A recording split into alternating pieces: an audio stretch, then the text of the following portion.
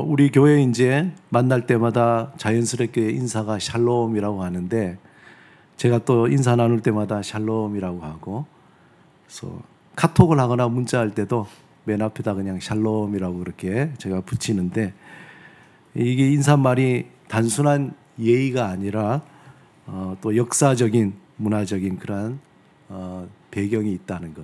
원래 또 인사라는 게 그렇잖아요. 우리가 안녕하세요라고 할 때 이 안녕이라는 말이 그냥 단순히 그냥 그것이 아니라 우리 오랜 우리나라에 배고프고 또 외세의 침략을 받고 그런 힘든 가운데에 아침에도 이렇게 살아있음을 보고 안녕하십니까 이렇게 인사 나누는 그것이 하나의 인사가 됐듯이, 영어로는 굿모닝도 마찬가지예요.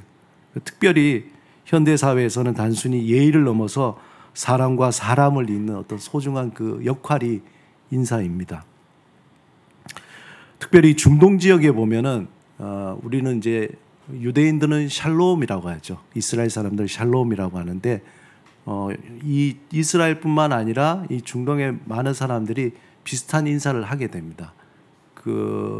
우리가 잘 아는 그 중동 지역에 이슬람권에서는 우리가 인사를 어떻게 합니까? 아살람 알라이쿰. 이게 이제 샬롬이라는 말이 들어가는 거거든요. 그러니까 평안이 당신에게 라는 뜻이에요. 당신에게 평화를. 그래서 아살람 알라이쿰이라고 얘기합니다. 왜 이런 인사가 되었을까? 이 중동권의 이 지역에서는 유목민들이니까 그 사막 가운데 광야 가운데 만나는 사람들이 저 사람이 적일지 우리 편일지 모르잖아요. 이게 너무 두려운 거죠. 그러니까 일단 만났을 때 그때 평화에 대한 인사를 하는 거예요. 적대적이지 않다라는 걸 보여주기 위해서 평화를 기원하면서 그렇게 나눴던 인사가 당신에게 평화를, 또 이스라엘에서는 샬롬, 그렇게 인사를 나눈 겁니다. 히브리어로 샬롬은 조금 더 이제 역사적인 더 깊이가 있는데 평화와 완전함을 뜻하는 거예요. 지금도 이스라엘 중동 간에 전쟁이 많잖아요. 그 당시도 늘 전쟁이 일어났으니까 우리에게 하나님 평화를 주옵소서, 어떤 그런 기원, 좀 아무런 일이 없이 그냥 평안하게 살았으면 좋겠다 하는 그런 마음이 압축된 것이 샬롬이라는 언어입니다. 그래서 인간의 더 특별히 궁극적인 이상적인 평안을 위해서 이스라엘 백성들은 샬롬이라는 그런 말을, 인사말을 자연스럽게 하게 된 거죠. 저도 개인적으로 이 샬롬이라는 인사말을 하나님의 평강이 당신에게 함께 하소서라는 기본적인 그런 의미에 더해서 또 신앙적으로 또 신학적으로 더 다른 의미를 또 품고 있습니다. 샬롬 그러면 우리말로는 평안인데, 이 샬롬은 여러분이 구약 성경과 신약 성경 전체를 다 읽어보면 어떻게 보면은 샬롬으로 시작해서 샬롬으로 끝난다라고 볼 수가 있어요. 히브리어로는 이게 이제 샬롬이라 그러는데 헬라어로는 뭐라 그럴까요? 저기 적혀있죠. 에이레네라는 말이에요. 샬롬이라는 말은 평안하다. 우리가 직관적으로 또 느낄 수 있지만 이 에이레네라는 말은 이어지다라는 말이에요. 이어지다. 연결되다라는 말이에요. 끊어졌던 것이 연결될 때 이때 평안하다라는 그런 성경적인 의미가 있습니다. 그래서 하나님이 창세기 오면 태초에 천지를 창조하시고 마지막에 창조하셨던 것이 에덴 동산이잖아요. 에덴 동산을 창조하시고 그 에덴 동산의 에덴이란 뜻이 이든이라는 뜻이 뭐냐면은 기쁨, 환희라는 뜻이에요. 하나님의 기쁨, 환희. 그러면 우리가 한번 생각해 볼 때 에덴 동산은 왜 그렇게 기쁨과 환희였을까? 거의 50대 아재 개그에서는 거기에는 이렇게 하면 또 혼날 것 같아가지고 안 해야 되겠다. 예, 뭐 여러 가지 이유가 많은데 이렇게 뭐 가족 관계 속에서 거기에 뭐 시어머니가 없었다 뭐 이렇게 해가지고 그래서 샬롬이다, 기쁨이었다 그렇게 얘기하는데 오늘 또 돌아가면은 엄청 내가 구박을 받을 것 같은데 예, 에덴의 뜻은 기쁨, 환희라는 뜻이에요. 그러니까 왜 기뻐할까? 왜 환희가 있을까? 거기에는 성경적으로 태초에 천지를 창조하시기 전에 이 세상은 혼돈이 있었어요. 혼돈, 무질서, 혼돈. 그러나 하나님의 창조한 이후에 에덴은 혼돈이 사라지고 질서가 잡힌 거죠. 그래서 하나님의 질서로 완성된 그 곳이 에덴 동산이라는 거예요. 말하자면 거기에는 샬롬이 있었다는 겁니다. 샬롬이 있었기 때문에 에덴 동산. 우리가 뭐 아주 간단하게 생각하면은 내 마음 속에 혼돈이 있으면은 어때요? 기쁘지 않잖아요. 그러나 내 마음이 질서가 잡히면 어떻게 해요? 샬롬이 이루어지면 그때 기쁨이 나타나는 거예요. 그 혼돈에는 여러 가지 문제들이 있겠죠. 어떤 문제입니까? 막 걱정도 있을 수 있고 근심의 혼돈도 있을 수 있고 아니면 몸이 아플 수도 있어요. 전 예전에 보니까 뭘 이렇게 잘못해서 여기 가시가 박였는데 이 가시 이것 때문에 혼돈의 상태예요. 아무것도 이걸 빼야 되는데 너무 이게 걸리면 아프니까 요걸 싹 빼고 나니까 어떠냐? 샬롬이 와요. 막 세상 다 가진 것 같이 기쁘더라고요. 우리 어떤 몸의 질병, 그렇죠? 그게 있으면은 샬롬이 안 되잖아요. 혼돈.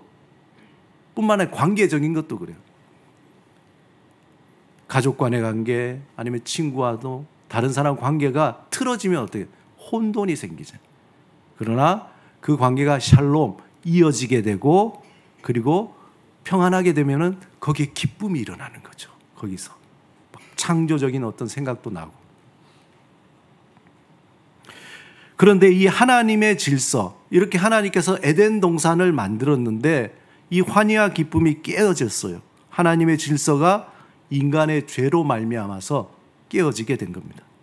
그래서 이 인간의 그 기쁨은 사라지게 되고 오히려 아담과 하와가 그 에덴 동산에서 추방되는, 쫓겨나는 일이 생긴 겁니다. 말하자면은 추방되어서 세상의 시간 속으로 한마디로 샬롬이 깨어진 거죠.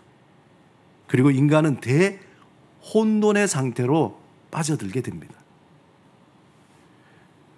이 깨어진 샬롬을 하나님은 예수 그리스도 안에서 다시 회복시켜 주신 거예요. 우리가 왜 예수를 믿는가? 왜 예수를 믿는가? 우리를 죄에서 구원해 줬다는 의미가 뭔가? 그것은 깨어졌던 관계, 하나님과 끊어졌던 관계가 이어지면서 우리에게 다시 샬롬이 찾아오는 거죠. 하나님과 관계가 평안하고 그리고 우리 안에 질서가 잡히고 우리 인생이 새로운 샬롬을 얻게 되는 거예요. 그래서 지금까지 하나님은 예수 그리스도를 통해서 한 사람 한 사람 깨어졌던 그 혼돈의 상태에서 우리를 부르시고 샬롬으로 초청하시는 겁니다. 어느 날 이 역사의 마지막, 역사의 종말에 하나님은 샬롬을 완성하신다 그래요. 그래서 지난주 여러분들 요한계시록 읽었겠지만 요한계시록 마지막에 뭡니까? 새 하늘과 새 땅, 새 하늘과 새 땅을 이루신다는 것. 그것은 하나님의 시간 속에서 모든 것을 완성하는 그 순간이 뭐냐? 다시 하나님의 완성된 샬롬이 이루어지는 겁니다. 이것이 하나님의 위대한 선교적 계획인 거예요. 선교적 계획. 이제 선교적이란 말을 할 때 여러분들 제가 반복해서 얘기하지만 해외 선교, 국내 선교 이것이 아니라 어떤 거라 그랬습니까? 선교적이다라고 할 때는 하나님을 드러내는 것, 하나님을 나타내는 것, 하나님의 영광을 나타내는 것, 하나님의 성품을 드러내는 것, 이것이 선교적이라 그랬어요. 해외에 가서 선교한다라는 얘기는 그곳에 하나님을 알지 못하는 사람들에게 어떻게 해요? 하나님을 드러내는 거잖아요. 우리가 누구에게 전도한다, 복음을 전한다고 할 때에 전혀 예수를 알지 못한, 하나님을 알지 못하는 사람에게 하나님은 이런 분이십니다라고 드러내는 거죠. 그래서 선교적이라는 얘기예요. 그래서 선교적이라는 거예요.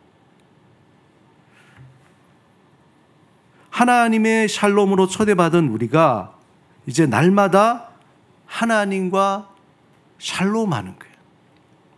소위 말해서 하나님과 깨어졌던 그 관계, 그 관계가 깨어졌던 것이 다시 하나님과 공명하며 이어지는 샬롬의 관계를 만들고, 이 하나님과 샬롬할 때에 나와 내가 평안한 관계가 되는 거예요. 샬롬. 그리고 나와 다른 사람들이 샬롬, 좋은 평안의 관계를 만들어 나가는 거예요. 그래서 베드로전서에 보면 어떻게 했습니까? 우리를 샬롬, 평안을 피스메이커라 그러죠. 샬롬을 만들어내는 사람으로. 그래서 선교적 삶이라는 게 뭔가 우리 한번 저기 읽어봅시다. 시작. 하나님의 샬롬으로 초대받은 우리는 날마다 하나님과 나와 샬롬하고, 나와 내가 샬롬하고, 나와 다른 이들과 샬롬하는 삶을 살아가는 것이 곧 하나님의 궁극적인 뜻인 선교적 삶에 참여하는 것입니다. 조금 긴데 그런 거예요. 우리가 그러면 나는 예전으로 다시 돌아가고 싶다. 샬롬이 깨지는 거죠. 혼돈의 상태로 인생을 왜 살아야 되는지, 또 어떻게 살아야 되는지, 삶의 목적이 뭔지, 망망대해에 방향을 잃어버린 배처럼 어디로 가야 될지 모르는 그런 삶을 살게 되는 거예요. 그러나 예수 그리스도 안에서 내가 어디로 가야 될지, 무엇을 위해서 어떻게 살아야 될지에 대한 부분이 우리는 명확하게 드러나기 때문에 우리의 인생이 그렇게 샬롬, 평안하게 흘러가는 거죠. 그런데 사탄의 궁극적인 목적은 뭐냐? 사탄의 궁극적인 목적은 어떻게 하든지 이 샬롬의 관계를 깨트리는 거예요. 우리가 이렇게 하나님과 평안의 관계로 살아가는 그 꼴을 사탄은 보지를 못하는 거예요.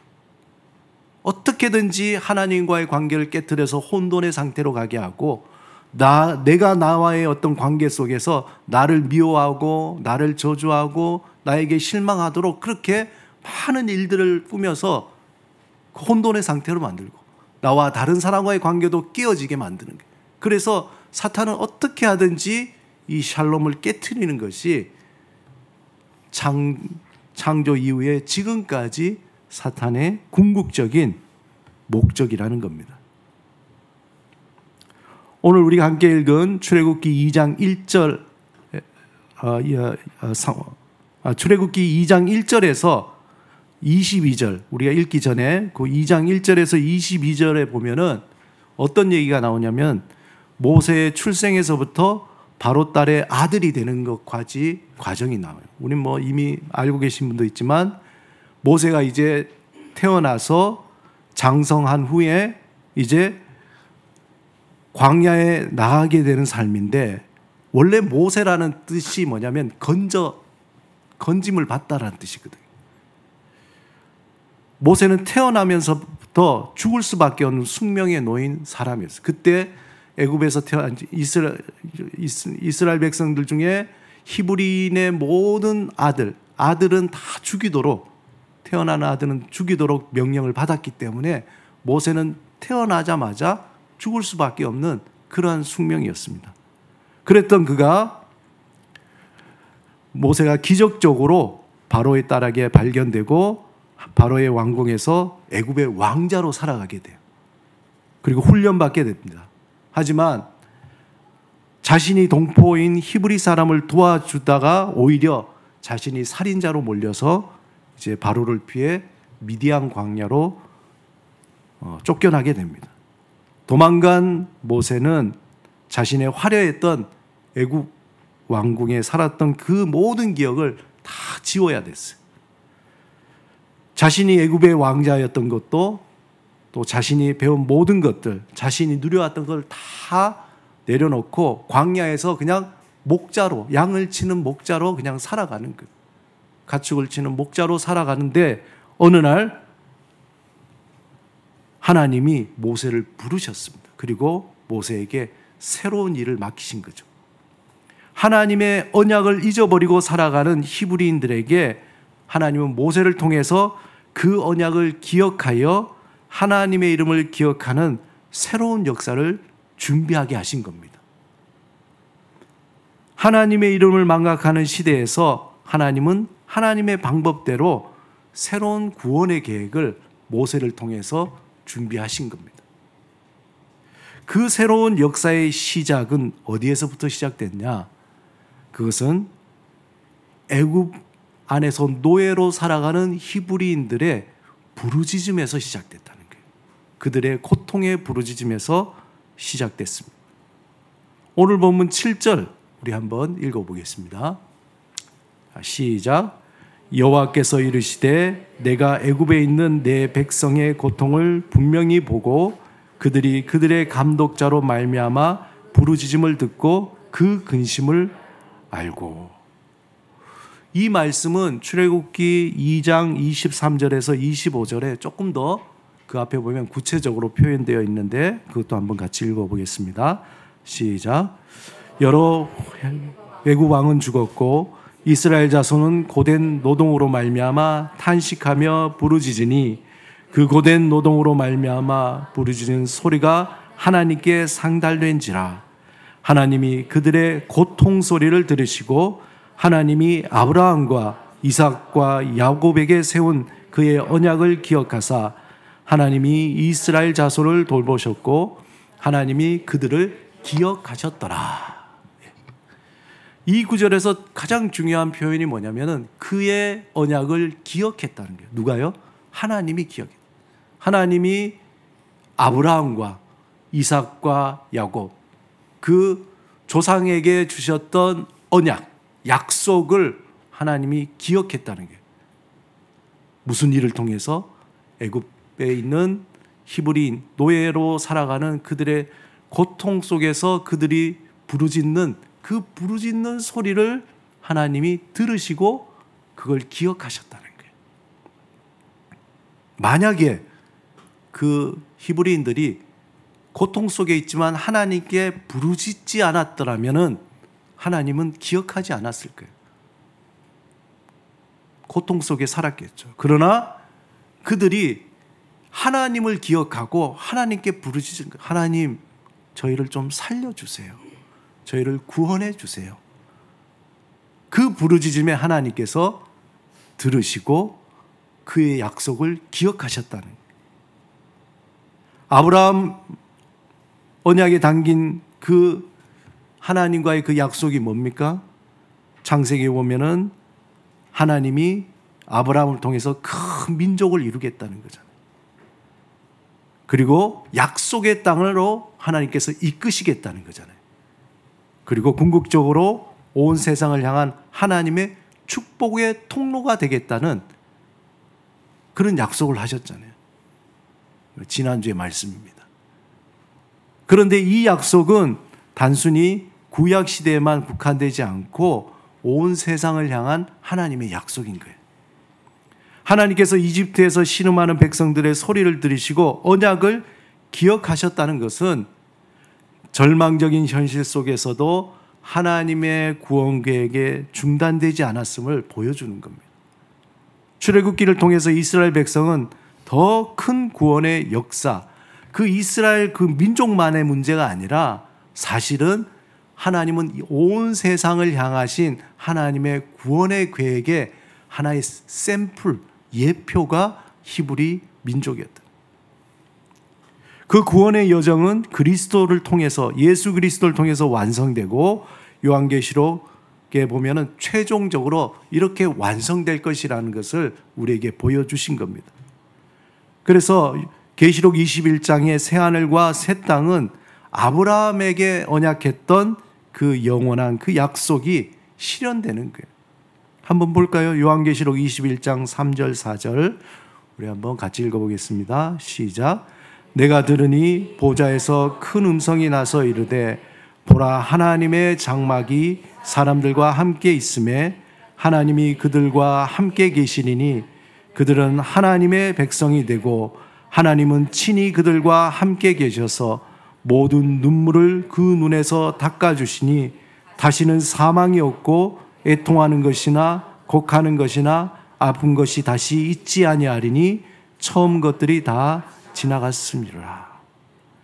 이것은 시내산에서 맺어진 하나님의 그 구원과 회복의 언약이 궁극적으로 어떻게 완성될 것인가에 대해서 보여주는 하나님의 샬롬의 완성을 보여주는 것입니다.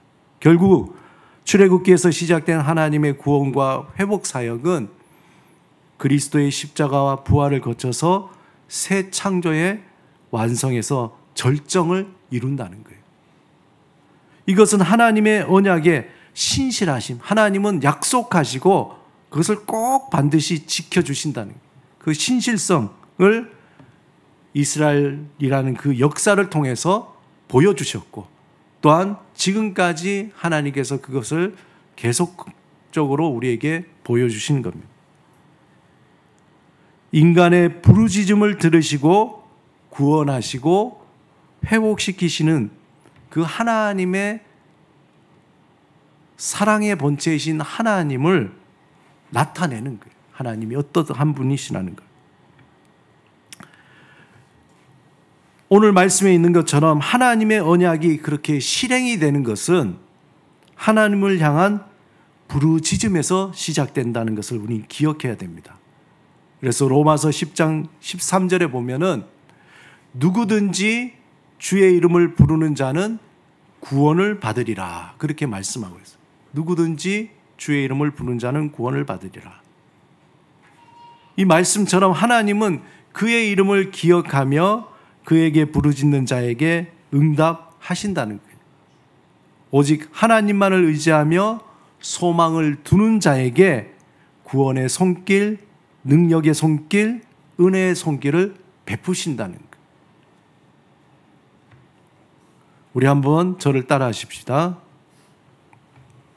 누구든지 주의 이름을 부르는 자는 구원을 얻으리라. 누구든지 주의 이름을 부르는 자는 구원을 얻는다. 이 사실을 믿고 부르짖을 때에 하나님께서 들으시고 구원하시고 회복시켜 주시는 거예요. 하나님은 우리를 죄에서 부르시고 삶의 무거운 짐과 고통 속에서 부르시며 그의 언약을 기억하시고 구원하시고 회복시켜 주십니다.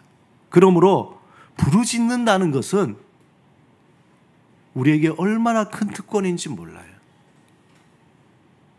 하나님을 향한 그 부르짖음의 삶은 나의 필요가 아니라 이 땅에 사는 인간에게 마땅히 해야 할 기본적인 삶의 태도인 거예요. 이 부르짖는다는 것은 오직 하나님밖에 나의 도움이 없습니다 라고 절박한 마음으로 나오는 하나님을 향한 간절한 기도인 거죠. 또한 전적으로 하나님만을 의지하겠다는 겸손한 마음, 겸손한 믿음의 태도인 거예요. 오늘 제가 말씀을 시작하면서 하나님의 궁극적인 뜻이 뭐라고 했습니까? 그것은 하나님과 나와 샬롬하고 나와 내가 샬롬하고 나와 이웃과 샬롬하는 그러한 삶이라고 그랬습니다. 반면에 사단의 궁극적인 목적은 어떻게든지 이 샬롬의 관계를 깨트리는 거라 그랬어요. 하나님은 우리에게 약속하신 구원과 회복을 이루시기 위해서 끊임없이 우리를 도우시고 우리를 보호하시고 지금도 일하고 계세요. 반대로 사탄은 온갖 수단을 사용해서 이 샬롬의 관계를 깨트려서 온갖 시험과 유혹으로 우리를 무너지게 만드는 거예요.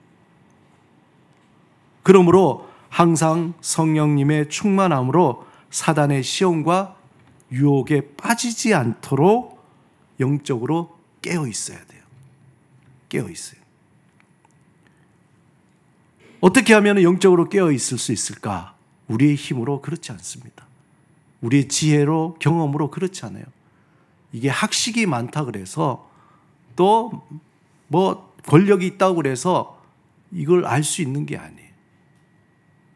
예수님은 우리에게 중요한 이 영적인 원리를 우리에게 가르쳐 주셨는데 그 원리가 뭐냐? 오늘은 오늘의 은혜로 살아가라는 원리입니다. 한번 따라합시다. 오늘은 오늘의 은혜로. 여러분, 만나가 광야에서 이스라엘 백성에게 주셨던 하나님의 음식이에요. 그 만나는 그날 것은 그날만 먹을 수 있어요. 내일을 먹기 위해서 저장해 두면 어떻게 됩니까? 썩어져 버린 거예요. 내일은 내일의 만나를 하나님께서 내려주시는 거예요. 하나님의 자녀가 살아가는 삶의 원리는 뭐냐? 하나님이 오늘 내려주시는 그 은혜를 오늘 받으며 그것을 가지고 살아가는 거예요. 그게 하나님의 자녀들이 살아가는 삶의 원리인 겁니다. 예수님이 요한복음 6장에서 이것을 어떻게 얘기했냐?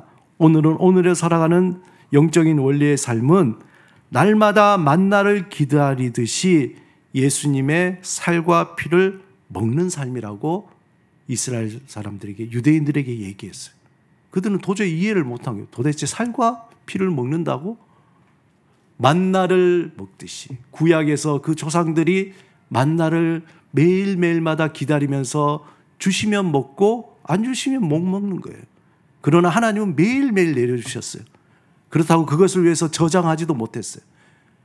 그 얘기는 뭡니까? 전적으로 하나님만을 신뢰하라는 거예요. 그런 삶을 살라는 거죠.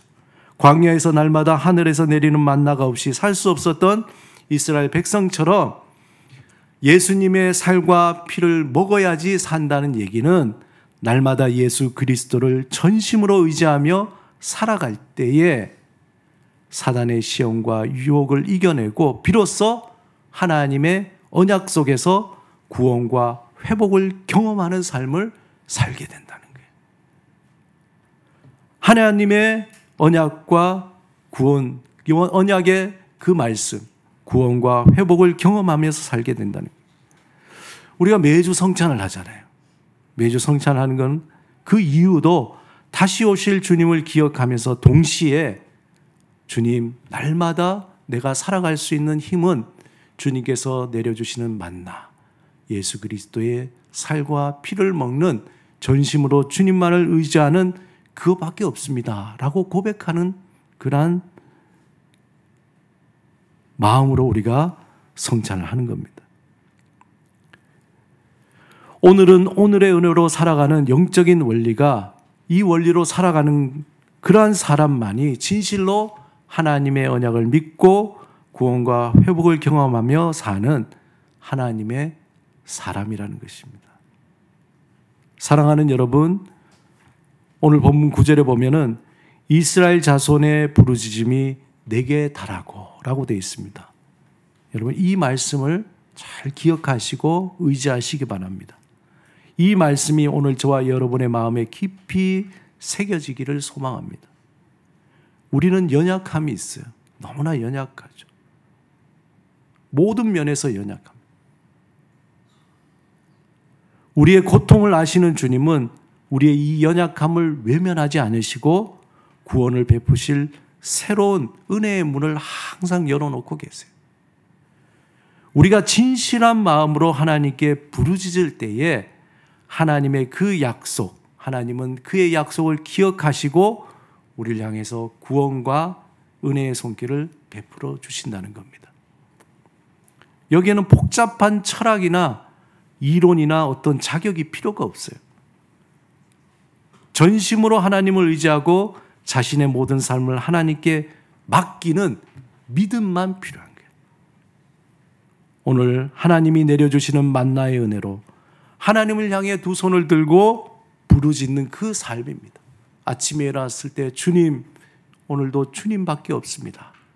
오늘도 만나의 은혜를 내려주시고 오늘을 사는 은혜로 내려주셔서 오늘을 온전히 감당하며 살아가게 하옵소서. 그렇게 기도하면서 시작하는 그 삶, 그것이 우리가 살아가야 할 삶의 태도라는 거예요.